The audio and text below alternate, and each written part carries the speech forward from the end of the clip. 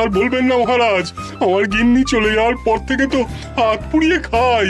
আজকে সত্যি সত্যি রান্না করতে গিয়ে হাত পুড়ে গেছে, তাই তো? হ্যাঁ মহারাজ, আপনি একদম ঠিক ধরেছেন। বেশ, বুঝলাম, কিন্তু এখনো গোপাল এলো না। মহারাজ, আপনার জন্য একটা পত্র এসেছে। কই কই দেখি।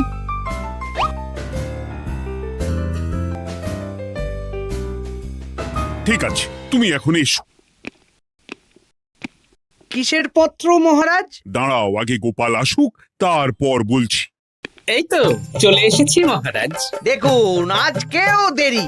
আপনি কিছু গোপালকে বলেন না বলে লাই পেয়ে পেয়ে গোপাল আপনার মাথার উপরে উঠে গেছে। আমার নাম কি চুল নাকি যে মাথার উপরে উঠবো? আপনিও পারেন বটে।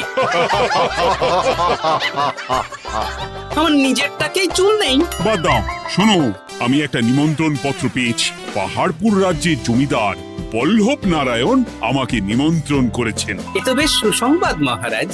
পাহাড়পুর অপূর্ব সুন্দর রাজ্য, আপনি ঘুরে আসুন মহারাজ। না না না না না, আমি একা যাব না, তোমাকেও যে যেতে হবে। আজ বিকেলেই বেরোবো, তুমি জামা কাপড় গুছিয়ে রেখো। এ আমার পরম সৌভাগ্য মহারাজ। এ কি মহারাজ, গোপাল কেন যাবে? আমি কি দোষ করেছি?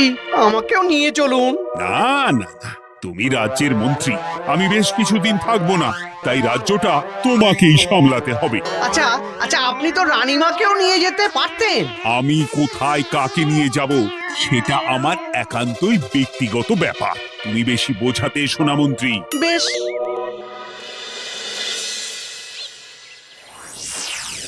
গোপাল গোপাল আর গোপাল, এই গোপালের জন্যে আমাদের কপালটাই মন্দ থেকে গেল। মন্দ না, বলুন বন্ধ থেকে গেল। সব সুযোগ ওই গোপাল পাবে, আর আমাদের বেলা ছাই। আজকেও গোপাল রাজসভায় দেরি করে এলো, তবুও বেটাকে মহারাজ কিছু বললেন না। বলবে কি? উল্টে মহারাজই তো গোপালকে ঘুরতে নিয়ে যাচ্ছেন। পাহাড়পুরে গিয়ে ভালো মন্দ আহার করবে গোপাল, আর আমি রাজ্য পাহারা দেব। হ্যাঁ, ঘেন্না ধরে গেল এই জীবনে। গোপাল যতদিন আছে ততদিন কিন্তু আমরা ওই ফুলে ফেপে উঠতে পারবো না। গোপালের যেন 7 খুন মাপ। আমরা তো বানের জলে ভেসে এসেছি। আপনি তো গোপালকে তাড়ানোর অনেক চেষ্টা করেছেন, কিন্তু কিছুতেই কিছু হয়নি। হবে কি করে? গোপালের একে ওই ক্ষুরোধার বুদ্ধি, তারপর মহারাজের উপর অগাধ বিশ্বাস, দুটো মিলেমিশিয়ে এক হয়ে গেছে। মাঝে মাঝে তো মনে হয় বেটাকে মেরেই ফেলি। আমার দু চক্ষের বিষ।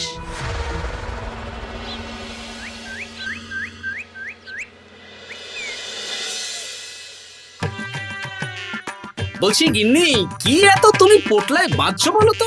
এত দূরের রাস্তা, তাই শুকনো খাবার ভালো করে বেঁধে দিচ্ছি। হ্যাঁ, তা কি কি দিয়েছো শুনি? ভিজে চিড়ে দিয়েছি, মুড়ি, নারকোল কুচো, চিনি দিয়েছি। হ্যাঁ, ব্যাস, আর কিচ্ছু দিতে হবে না। আমার সাথে তো মহারাজও যাচ্ছেন। আমি একটু বেশি করে দিয়েছি গো। দূর, সে কথা বলিনি। মহারাজ যাচ্ছেন তো, তাই মহারাজও নিশ্চয়ই রাজবাড়ি থেকে ভালো মন্দ খাবার নিয়ে আসবেন। যে যার নিজের তালে থাকে। কি আর করবো গিন্নি, উদরকে আদর করে যা সুখ তার অন্য কিছুতে নেই। বেশ বেশ, সাবধানে যেও। হ্যাঁ, তুমিও সাবধানে থেকো কিন্তু। আর নাতনি নাতনিগুলো এলে তাদের জানিয়ে দিও যে দাদু বেশ কিছুদিন থাকবে না। ঠিক আছে গো, ঠিক আছে। সাবধানে যাবেন মহারাজ।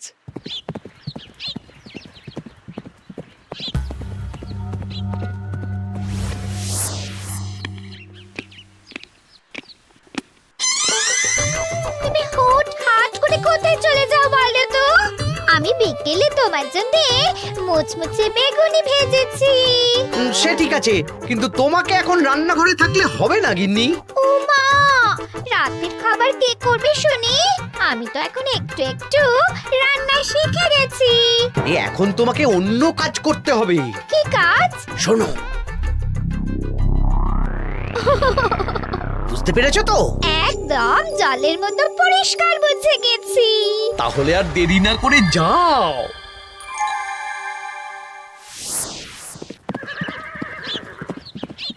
মহারাজ একটা কথা বলতে পারি? বলো গোপাল। আমরা পাহাড়পুর জমিদার বাড়িতে যাচ্ছি কেন? তুমি তো জানো আমাদের সেনাপতি এখন একা একাই নিজের সংসার সামলায়। হ্যাঁ, ওই ঘটনার পর থেকে তো সেনাপতির জন্য ভালো পাত্রীও পাওয়া যায়নি। পাহাড়পুরের জমিদার বল্লভ নারায়ণের একমাত্র কন্যা এখন বিবাহযোগ্যা, তাই আমি আর তুমি দেখতে যাচ্ছি। সেনাপতিকেও সাথে নিয়ে গেলে হতো। না, আগে আমরা যাব, মেয়েটা কেমন সেটা বিচার বিবেচনা করে ফিরে আসবো। তারপর যদি সেনাপতি রাজি হয় তখন আমরা বাকি ব্যবস্থার দিকে এগোবো, তাই তো?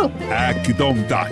আর তোমার চেয়ে ভালো মানুষ চেনার ক্ষমতা আমার জানা আর কেউ নেই, সেই জন্যই তো তোমাকে নিয়ে এলাম। এ আমার পরম সৌভাগ্য মহারাজ।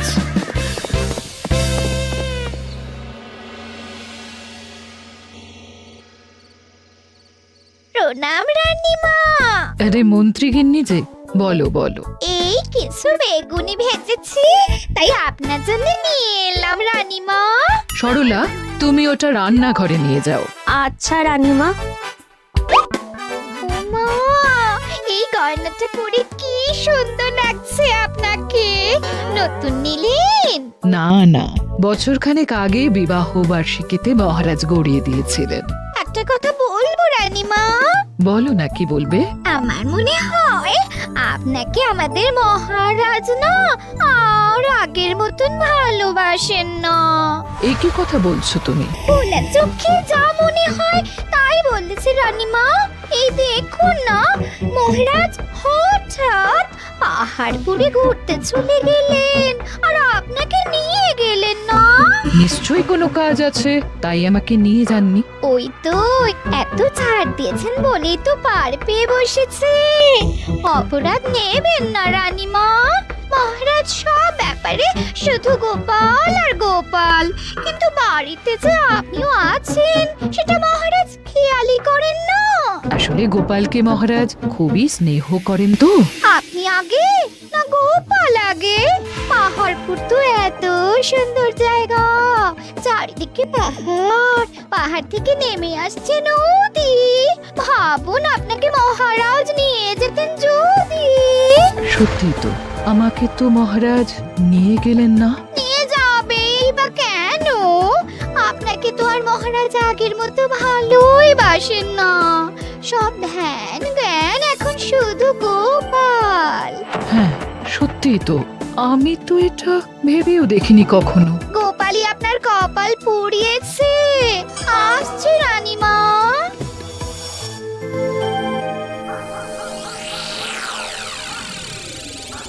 কি গো গিন্নি, আমি যেমন যেমন বলেছি তুমি তেমন তেমন রানীমাকে বুঝিয়েছো তো? হ্যাঁ হ্যাঁ, আমি একেবারে এমন ভাবে কানে পুষ্পমন্ত ঢেলেছি, রানীমার কান মাথা সব সব ভরে গেছে। এবার শুধু মাঝে মাঝে ইন্ধন জুগিয়ে যেতে হবে, বুঝলে? তারপরে তোমার পথের কাঁটা ফাঁকা হয়ে যাবে। আর একবার গোপাল সরে গেলেই আর কোনো চিন্তা নেই। দু হাত ভরে রোজগার করবে গো।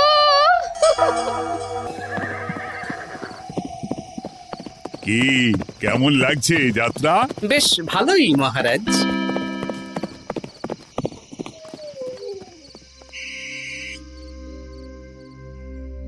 রানীমা, খাবার কি আমি এই ঘরে নিয়ে আসবো? না, আজ আমি কিচ্ছু খাবো না, কিচ্ছু না, খিদে নেই, যাও। এ কি রানীমা, আপনি তো সেই দুপুরের পর কিছুই খাননি। তোমাকে একবার কিছু বললে তুমি বুঝতে পারো না? বলেছি তো আমার খিদে নেই, আমাকে বিরক্ত করো না, যাও।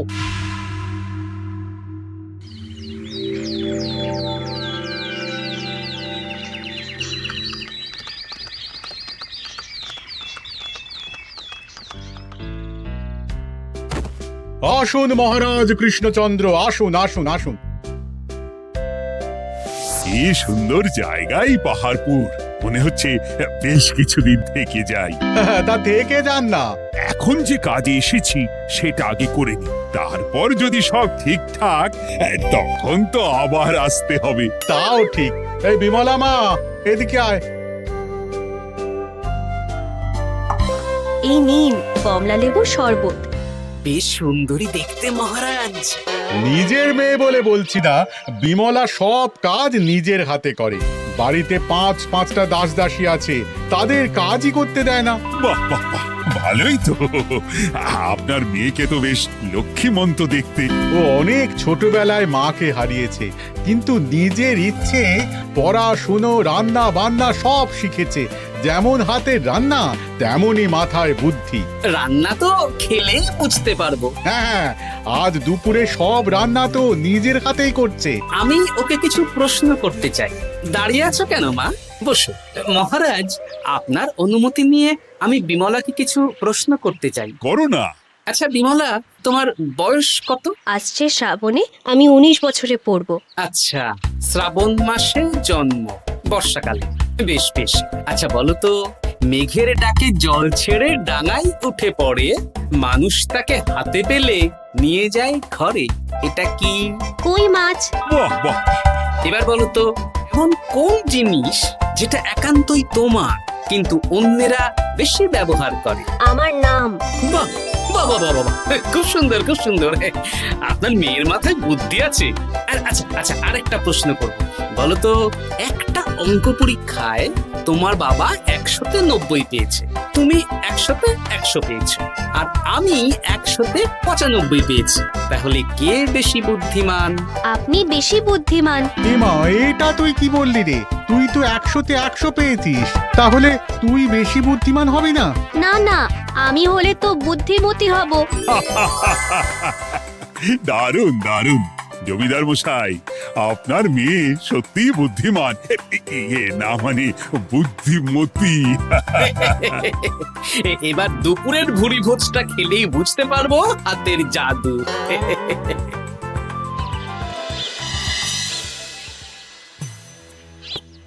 রানীমা, বেলা হয়ে গেছে, এভাবে না খেয়ে থাকবেন না, আপনার শরীর খারাপ করবে। তোমাদের মহারাজ আসুক, তারপরে খাবো। যতদূর জানি মহারাজ আগামীকাল সকালে ফিরবেন। বেশ, আমাকে একটু শরবত করে এনে দাও, আর কিছু খাবো না। আচ্ছা রানীমা। বুঝলি, আজ পুকুর ঘাটে গিয়ে যা শুনলাম না। কি শুনলে? রানীমা গতকাল বিকেল থেকে কিচ্ছু খাচ্ছেন না, মহারাজের ওপর রাগ করে। এখন রানীমার রাগ, এরপর ভাগ গোপাল ভাগ।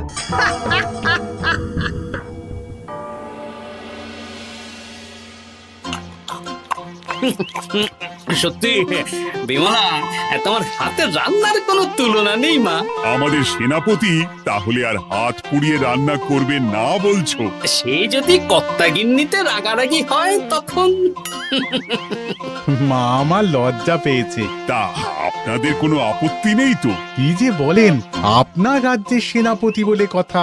বলছি, বিমলাকে তো আমাদের সেনাপতি দেখলো না, তাহলে বিমলার একটা তৈলচিত্র আছে, আমি আপনাকে বরং সেটা দেব, আপনি ওনাকে গিয়ে দেখাবেন। সেই ভালো হবে, আমাদের খুব পছন্দ হয়েছে। তাহলে সেনাপতি রাজি হলে আমরা বিবাহের তারিখ চিঠিতে জানিয়ে দেব। আচ্ছা মহারাজ।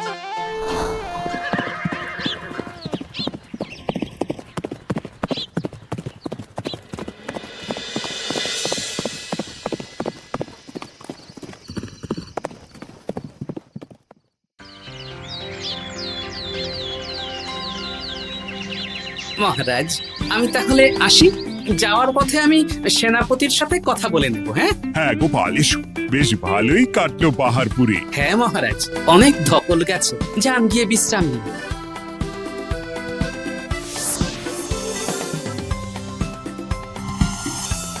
কি সেনাপতি, পছন্দ তো? হ্যাঁ, খুব পছন্দ হয়েছে গোপাল। তোমার চোখ তো দেখছি একেবারে জহুরির চোখ।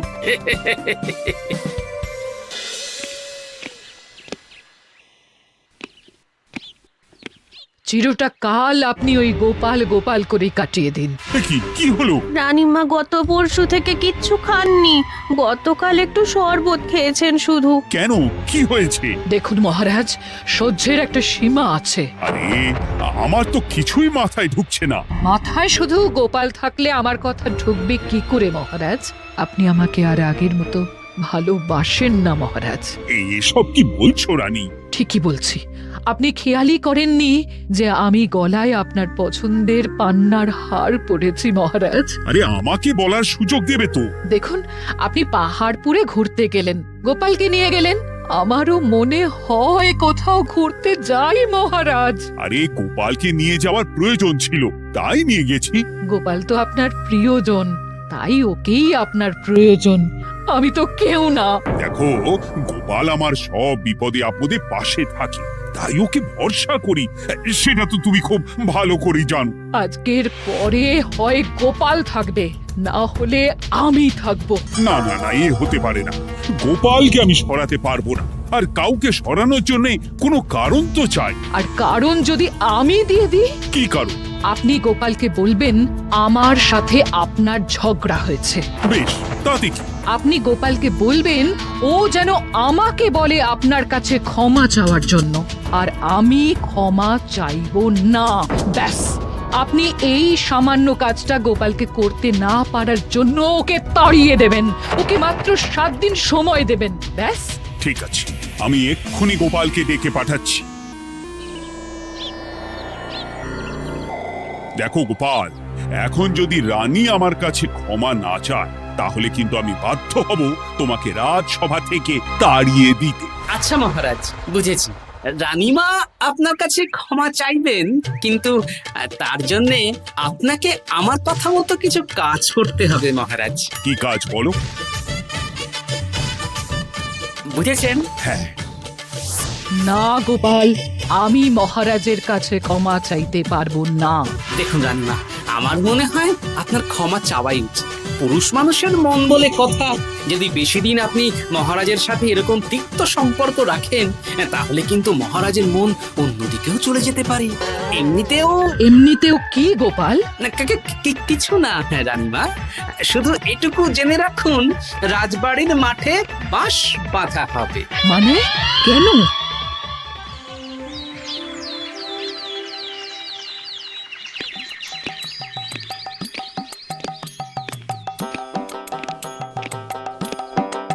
আসতে পারি মহারাজ?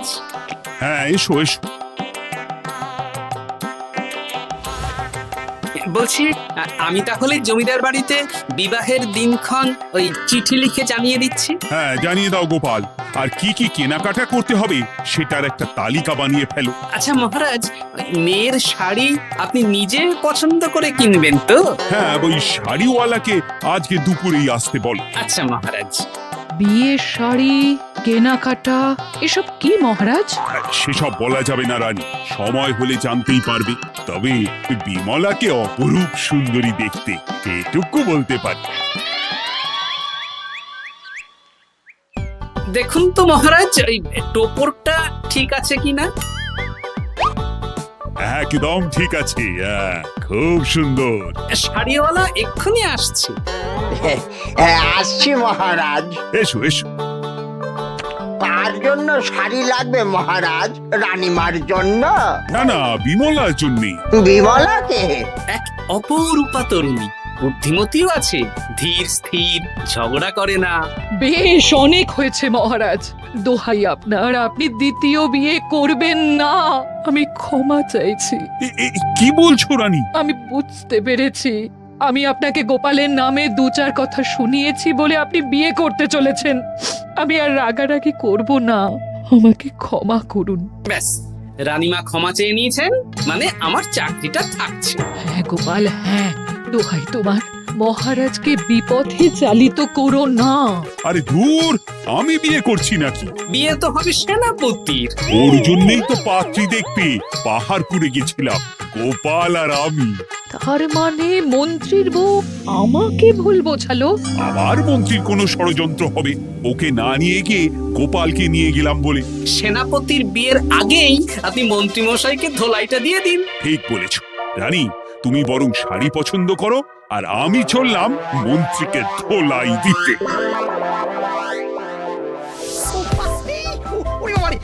তুমি এত নীচ, তোমার গিন্নিকে দিয়ে রানীর কানে বিষ ঢালা? ভুল হয়ে গেছে, ক্ষমা করে দিন। এখন মন্ত্রী মশাই ভ্যাঁ করছেন, কদিন পরে সেনাপতির বিয়েতে প্যা হবে ছাদনা তলায়।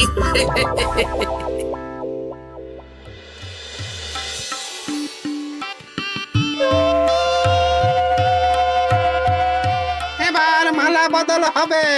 এবার বুঝবে মালার কি জ্বালা। কি বললে? হ্যাঁ?